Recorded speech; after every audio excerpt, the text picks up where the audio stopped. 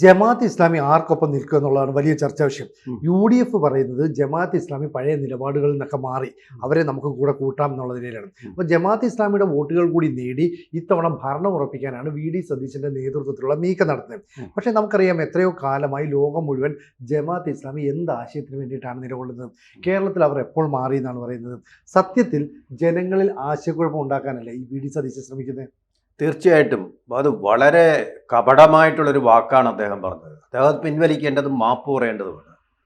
എന്ന് പറഞ്ഞാൽ ശിലാലിഖിതം പോലെ എഴുതപ്പെട്ട ഒന്നാണ് ജമാഅത്തെ ഇസ്ലാമിയുടെ ഭരണഘടന എന്ന് പറയുന്നത്. ആ ഭരണഘടനാ പ്രകാരം അവരുടെ വളരെ സ്ട്രിക്റ്റ് ആയിട്ടുള്ള ഭരണഘടന. ഇസ്ലാമിക അല്ലാത്ത ഒരു ഗവൺമെൻറ്റിലും നിങ്ങൾ പങ്കാളികളാവാൻ പാടില്ല. രണ്ടാമത്തേത്, ഇസ്ലാമിക അല്ലാത്ത ഒരു ജോലിയും നിങ്ങൾ സ്വീകരിക്കാൻ പാടില്ല. എന്ന് പറഞ്ഞാൽ ഗവൺമെൻറ് ജോലികളൊന്നും നിങ്ങൾ സ്വീകരിക്കരുത്. പള്ളിയിലെ ജോലി, നിങ്ങളുടെ സംഘടനയിലെ ജോലി, അങ്ങനെയുള്ള ജോലികൾ മാത്രമേ, ദൈവനിയുക്തമായിട്ടുള്ളത് മാത്രമേ സ്വീകരിക്കാൻ പാടുള്ളൂ. അതുപോലെ തന്നെ കോടതികളുടെ വിധി, നമ്മുടെ ഈ പറയുന്ന കോടതികളുണ്ടല്ലോ, നീതിന്യായ നിർവഹണത്തിനുള്ള കോടതികളുടെ വിധി നിങ്ങൾ സ്വീകരിക്കാൻ പാടില്ല. നിങ്ങളുടെ നിയമം എന്ന് പറഞ്ഞാൽ അള്ളാഹ് കൽപ്പിച്ചു നൽകിയിട്ടുള്ള നിയമമാണ്, അതിലേ വിശ്വസിക്കാവൂ. അതിൻ്റെ പേരാണ് ശരീഅത്ത്. നടക്കാവുന്ന കാര്യമാണ്. നമ്മുടെ സുപ്രീം കോടതിയൊക്കെ മാറ്റി ശരീഅത്ത് കോടതികളിവിടെ വയ്ക്കുക എന്ന് പറയുന്നതും കുറ്റവാളികളെ പൊതുസ്ഥലത്ത് ജനങ്ങളുടെ മുമ്പിൽ വെച്ച് കഴുത്ത് വെട്ടുക എന്ന് പറയുന്നത് നടക്കുന്ന കാര്യമാണ്. അപ്പോൾ ഇതിൽ പൊളിറ്റിക്കൽ ആൻഡ് റാഡിക്കൽ ഇസ്ലാമിൻ്റെ ഒരു വിങ്ങാണ് ജമാഅത്തെ ഇസ്ലാമി. സതീശൻ മനസ്സിലാക്കേണ്ട ഒരു കാര്യം, RSS പോലെ ഇന്ത്യയിൽ ഒതുങ്ങുന്ന ഒരു സംഘടനയല്ല ഈ ജമാഅത്തെ ഇസ്ലാമി. ലോകമെമ്പാടുമുണ്ട്. ഇപ്പോൾ ബംഗ്ലാദേശിൻ്റെ കാര്യങ്ങൾ നോക്കുന്നത് ഈ ജമാഅത്തെ ഇസ്ലാമിയാണ്. അതുകൊണ്ടാണ് ഇപ്പോൾ 16ാമത്തെ ഹിന്ദു അവിടെ കൊല്ലപ്പെട്ടിരിക്കുന്നത്. രക്ഷയില്ലാതെ ന്യൂനപക്ഷത്തിൽ നിന്ന് അതിന്യൂനപക്ഷത്തിലേക്ക് മാറിക്കൊണ്ടിരിക്കുന്ന അവിടുത്തെ മുസ്ലിങ്ങളുണ്ട്, അഹമ്മദീയ വിഭാഗം ഉൾപ്പെടെയുള്ള മുസ്ലിങ്ങൾ, അതുപോലെ തന്നെ ഹിന്ദുക്കൾ, ക്രിസ്ത്യാനികൾ, ബുദ്ധമതക്കാർ, സിഖുകാർ, ജൈനമതക്കാർ, പാഴ്സികൾ എല്ലാം കൂടി സംഘടിച്ചപ്പോൾ ഒരൊറ്റ പ്ലാറ്റ്ഫോമിൽ നിന്നുകൊണ്ടാണ് പറയുന്നത് ഇത് അവസാനിപ്പിക്കണം. അവരത് പറയാൻ തുടങ്ങിയിട്ട് വർഷങ്ങളായി. പക്ഷേ ഇപ്പോഴും വളരെ ക്രൂരമായ കൊലപാതകങ്ങൾ ആസൂത്രണം ചെയ്ത് തന്നെ നടപ്പാക്കിക്കൊണ്ടിരിക്കുക.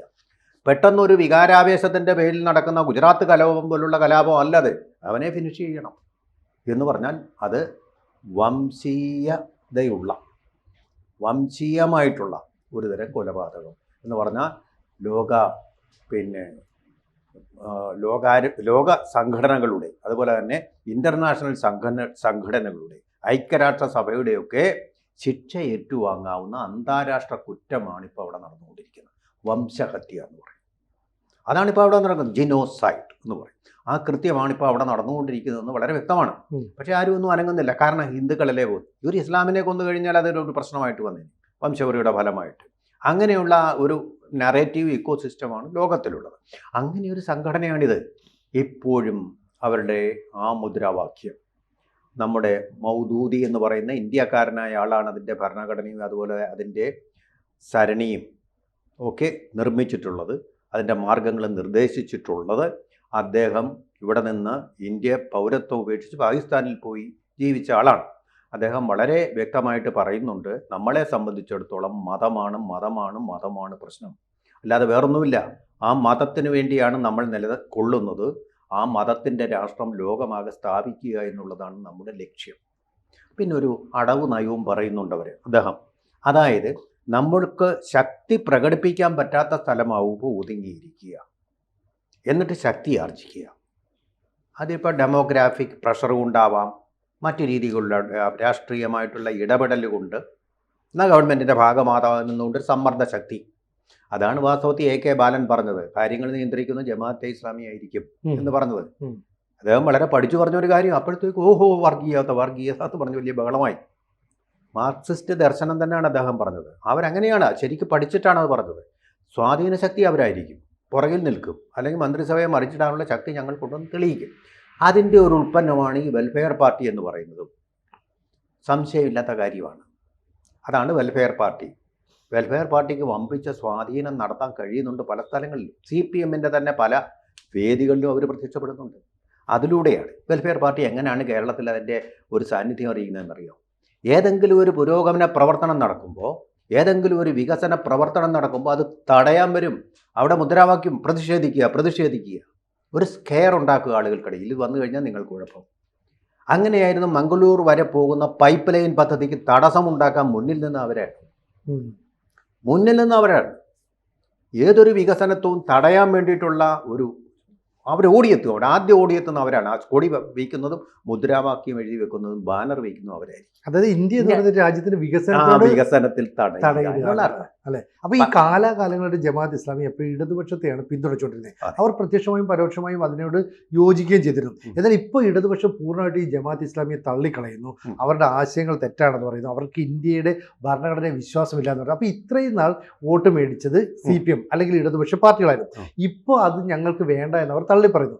ഉടനെ കോൺഗ്രസ് ഞങ്ങൾ വോട്ട് ചെയ്യും, അല്ലെങ്കിൽ കോൺഗ്രസിനൊപ്പം നിൽക്കുമെന്ന് പറയുമ്പോൾ ജമാഅത്ത് ഇസ്ലാമിയെ കൂടെ നിർത്താനായിട്ട് ഈ UDF തയ്യാറാകുന്നു. ഇതിന് മറ്റൊരു പ്രശ്നമുണ്ട്. കാരണം ലീഗ് എല്ലായ്പ്പോഴും ഈ ജമാഅത്ത് ഇസ്ലാമിക്ക് എതിരായിട്ടുള്ള നിലപാടാണ് സ്വീകരിക്കുന്നത്. കാരണം ജമാഅത്ത് ഇസ്ലാമിയുടെ പല നിലപാടുകളോടും ഈ സുന്നി വിഭാഗത്തിൽപ്പെട്ടവർക്ക് പൊരുത്തപ്പെടാൻ കഴിയുന്നില്ല, അവർ അതിനോട് യോജിക്കുന്നില്ല. അതുകൊണ്ട് മുസ്ലിം ലീഗിന് ഈ UDFന്റെ മന്ത്രിസഭ, UDF ആണ് അടുത്ത ഭരണത്തിലെത്തുന്നെങ്കിൽ മന്ത്രിസ്ഥാനങ്ങളൊക്കെ കിട്ടും.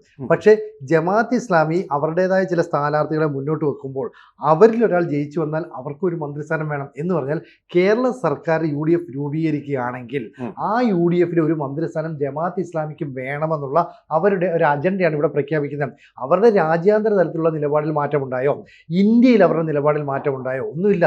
കേരളത്തിലേക്ക് വരുമ്പോൾ ഇവർ നിലപാട് മാറി, ഇവർ പഴയ ആശയമല്ല മുന്നോട്ട് വെക്കുന്നതെന്നൊക്കെ പറഞ്ഞ് പരത്താനായിട്ടും ഈ VD സതീശൻ മാത്രം ശ്രമിക്കുന്നത്. അപ്പോൾ VD സതീശൻ്റെ ലക്ഷ്യം എന്ന് പറയുന്നത് കേരളത്തിൻ്റെ മുഖ്യമന്ത്രി പദത്തിലേക്ക് എത്തുക എന്നുള്ളതാണ്. അതിന് ആരുടെയൊക്കെ കൂട്ടുപിടിക്കാമോ അവരുടെ എല്ലാം തന്നെ കൂട്ടാകർഷിക്കാനായിട്ട് ശ്രമിക്കുന്നു. എന്തായാലും UDFന് അനുകൂലമായ തരംഗം ഉണ്ടാകുമെന്ന് അവർ പ്രതീക്ഷിക്കുന്നു.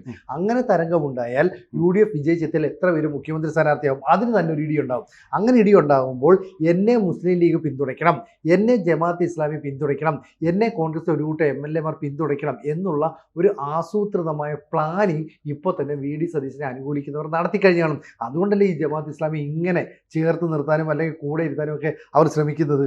സിനുജി ഉന്നയിച്ച ചോദ്യത്തിന് ഒരു CPM സൈദ്ധാന്തികൻ മറുപടി പറയുണ്ടായി. അദ്ദേഹം പറഞ്ഞത് ഞങ്ങൾ ഒരു മുന്നണി എന്ന നിലയിൽ ഒരിക്കലും സഹകരിച്ചിട്ടില്ല എന്നാണ് പറയുന്നത്. അപ്പോൾ രാഷ്ട്രീയമായിട്ട് അത് കുറച്ചൊക്കെ ശരിയാണ്. കാരണം പ്രാദേശികമായ തലത്തിൽ സഹകരണം, പക്ഷേ ആ പ്രാദേശികമായ തലത്തിൽ പോലുമുള്ള ബന്ധം അപകടമാണെന്ന് ശക്തമായ ഭാഷയിൽ പറയുന്ന ആരാണെന്ന് പറയും? BJP അല്ല, കാന്തപുരത്തിൻ്റെ സമസ്തയാണ്. അവരുടെ സമ്മേളനം ഈടെ കാസർഗോഡ് നടന്നല്ലോ, സമാപിച്ചു. അത് അവിടെ വെച്ച് അവർ പറഞ്ഞത് മതേതരമെന്ന് തോന്നുന്ന മാധ്യമങ്ങളുടെ സഹായത്തോടു കൂടി ആളുകളെ തെറ്റിദ്ധരിപ്പിക്കുകയും അതുപോലെ തന്നെ തെറ്റായ വഴികളിലേക്ക് നയിക്കുകയും മതരാഷ്ട്രമെന്ന വാദത്തിലേക്ക് നയിക്കുകയും ചെയ്യുന്ന സംഘടനയാണ് ജമാഅത്തെ ഇസ്ലാമി. ഇതിൽ കൂടുതൽ എന്ത് വേണം? ഇത്രയും പോലും തിരിച്ചടിവ് CPMനുണ്ടായിട്ടില്ല, നമ്മുടെ മാധ്യമങ്ങൾക്കും ഉണ്ടായിട്ടില്ല എന്നുള്ളതാണ് സത്യം. ഇക്കാര്യത്തിൽ അഭിനന്ദിക്കേണ്ടതാണ് വാസ്തവത്തിൽ നമ്മൾ സമസ്തയെ. അത് വലിയ ശ്രദ്ധയിലേക്ക് വന്നിട്ടില്ല. അത് കാസർഗോഡ് നടന്ന സമ്മേളനത്തിൽ അവർ പറഞ്ഞ ഒരു കാര്യം കൂടെ വളരെ ശ്രദ്ധേയമാണ്. ഞാൻ അവരുടെ ഒരു പക്ഷം നിന്നുകൊണ്ട് പറയുകയല്ല. പല കാര്യങ്ങളിൽ അവർ അന്ധവിശ്വാസം, യാഥാസ്ഥികത്വം ഇതിലൊക്കെ നമ്മൾ എതിർക്കുന്നുണ്ട്. ആചാരപരമായ കാര്യങ്ങളിലുള്ള കടുംപിടുത്തം ഇതിലൊക്കെ എതിർക്കുന്നുണ്ട്. പക്ഷേ അവർ പറഞ്ഞൊരു കാര്യം, ഞങ്ങൾക്ക് ഇന്ത്യയിൽ പ്രത്യേകിച്ച് യാതൊരു അവകാശവും ആവശ്യമില്ല. ഞങ്ങൾക്ക് വേണ്ടത് ഞങ്ങൾ ഈ രാജ്യത്തെ പൗരന്മാരാണെന്ന് കരുതിക്കൊണ്ട് തന്നെ ഞങ്ങൾ പൗരന്മാരാണ്. ആ പൗരന്മാർക്കെല്ലാം കിട്ടുന്ന സഹായങ്ങൾ മാത്രം മതി, പ്രത്യേകിച്ച് ഒന്നും വേണ്ട എന്നാണ് പറയുന്നത്. മുസ്ലിം ലീഗ് വ്യത്യസ്തമാണ്. ഞങ്ങൾക്ക് എല്ലാ സ്കൂളുകളും വേണം, ഞങ്ങൾക്ക് എല്ലാ കോളേജുകളും വേണം, ഞങ്ങൾക്ക് എല്ലാ എയ്ഡഡ് സ്കൂളുകളും വേണം, അത് അങ്ങനെയാക്കണം എന്നുള്ള നിലപാടാണ്. അതാണ് SNDP യോഗം പ്രസിഡന്റ് വെള്ളാപ്പള്ളി പറഞ്ഞു. അവരുമായിട്ട് കൂടിയിട്ട് ആ സംവരണ മുന്നണി എന്നൊരു സംഘടന ഉണ്ടാക്കി അധികാരം കിട്ടിക്കഴിഞ്ഞപ്പോൾ SNDP യോഗത്തിന് അധികാരമില്ലല്ലോ, കിട്ടിക്കഴിഞ്ഞപ്പോൾ അത് മുഴുവൻ മുസ്ലിം ലീഗിന് അനുകൂലമായിട്ടുള്ള ആളുകൾക്ക്, സ്വകാര്യ വ്യക്തികൾക്കാക്കി കൊടുത്തു, മലപ്പുറത്തും ആക്കി കൊടുത്തു. ഇക്കാര്യമാണ് പറഞ്ഞത്. ഇത് സമസ്ത പറഞ്ഞ മറ്റൊരു കാര്യം, ഒരു മതത്തിൻ്റെ പേരിൽ ഒരു ജില്ല രൂപീകരിച്ചത് വളരെ തെറ്റായിട്ടുള്ള കാര്യമാണ്. മതത്തിൻ്റെ പേരിലല്ല, സൗകര്യത്തിൻ്റെ പേരിൽ വേണം ആണല്ലോ. അതാണ് റവന്യൂ ഡിസ്ട്രിക്റ്റ് എന്ന് പറയുന്നത്. അത് തന്നെയാണ് അഡ്മിനിസ്ട്രേഷൻ്റെ സൗകര്യത്തിന്. ആ രീതിയിലായിരിക്കണം ജില്ലകൾ വരുന്നത് എന്നാണ് അവർ പറഞ്ഞത്. അപ്പോൾ അവർ പറഞ്ഞ കാര്യങ്ങളെല്ലാം അവർ വിശ്വസിക്കുന്ന അവരുടെ കൺവിക്ഷനാണെങ്കിൽ തീർച്ചയായിട്ടും അത് സ്വാഗതം ചെയ്യപ്പെടേണ്ടതും സമസ്തയെ നമ്മൾ തീർച്ചയായിട്ടും പ്രോത്സാഹിപ്പിച്ചുകൊണ്ട് ഈ ജമാഅത്തെ ഇസ്ലാം അപകടമാണെന്നുള്ള കാര്യത്തിൽ സംശയമില്ല. അവർ എവിടെ കിട്ടിയാൽ ബംഗ്ലാദേശാക്കി മാറ്റുമെന്നുള്ള കാര്യത്തിൽ ഉറപ്പാണ്. അവരുടെ അതാണല്ലോ പറഞ്ഞത്. ഇപ്പോൾ അവർ ഒന്ന് ഒതുങ്ങിയിരിക്കുകയാണ്. തക്കം കിട്ടുമ്പോൾ അവരെ സ്പ്രിങ് പോലെ ആക്ഷൻ അങ്ങ് നടത്തുകയാണ്. ഇത് തന്നെയാണല്ലോ മുഹമ്മദ് അലി ജിന്നയും ചെയ്തത്. അതെ. ഒതുങ്ങിയിരുന്നു മതേതരനാണ്, പൈപ്പ് വലിക്കുകയൊക്കെ ചെയ്തിരുന്ന, പള്ളിയിൽ പോവാത്ത, മദ്യം കഴിക്കുന്ന ഒരാളായിരുന്നു. ഡയറക്റ്റ് ആക്ഷൻ എന്നും പറഞ്ഞ് അദ്ദേഹം പോയി. എന്നിട്ട് അവസാനം അദ്ദേഹം പശ്ചാത്തപിച്ചു. അറിയാമോ, നമ്മൾ ഇതിന്റെ ഭാഗമല്ലെങ്കിലും പറയുകയാണ്. അവസാന കാലത്ത് വിറങ്ങലിച്ച് ആരെയും തൻ്റെ മുറിയിലേക്ക് കടത്തി വിടാത്ത ഒരാളായിട്ട് അദ്ദേഹത്തിന് പേടിയായിരുന്നു. കണ്ണുകൾ ഇങ്ങനെ തുറച്ചു നോക്കിക്കൊണ്ടിരിക്കുകയായിരുന്നു. ജീവൻ നഷ്ടപ്പെട്ട ഒരാളിനെ പോലെ, പ്രേതത്തെ പോലെ തുറച്ചു നോക്കിയായിരുന്നു. കാരണം കൊടും പാതകത്തിൽ മരിച്ച കുട്ടികൾ, സ്ത്രീകൾ, പിഞ്ചു കുഞ്ഞുങ്ങൾ. വിഹ്വലനായി പോയി അദ്ദേഹം. ഇങ്ങനെ ആയി തീരുമെന്ന് അദ്ദേഹം വിശ്വസിച്ചിരുന്നില്ല എന്നുള്ളതാണ് സത്യം. കൂടുതൽ വാർത്തകളും വിശേഷങ്ങളും നിങ്ങളിലേക്ക് എത്താൻ ABC മലയാളം സബ്സ്ക്രൈബ് ചെയ്യുക, ബെൽബട്ടനും അമർത്തുക.